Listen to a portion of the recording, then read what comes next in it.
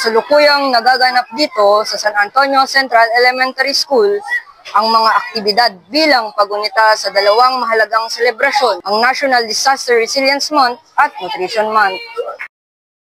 Bilang bahagi ng Disaster Resilience Month, tampok ngayon ang isang makabuluhang aktibidad, ang DRRM Equipment Exhibit, kung saan pinapakita ang iba't ibang gamit na mahalaga sa pagtugon sa sakuna. Kasabay nito ang isinagawang Resilience Wall Signing bilang simbolo ng pangakong maging handa sa anumang uri ng kalamidad.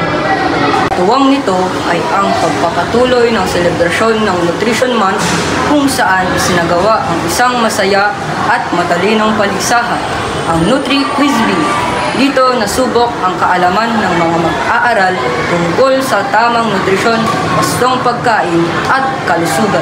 Isang makabuluhang araw ng pagkatuto, kahandaan at kalusugan para sa lahat. Mula rito sa SASES, kami ay patuloy na naglilingkod, naghanda at kumakain ng wasto.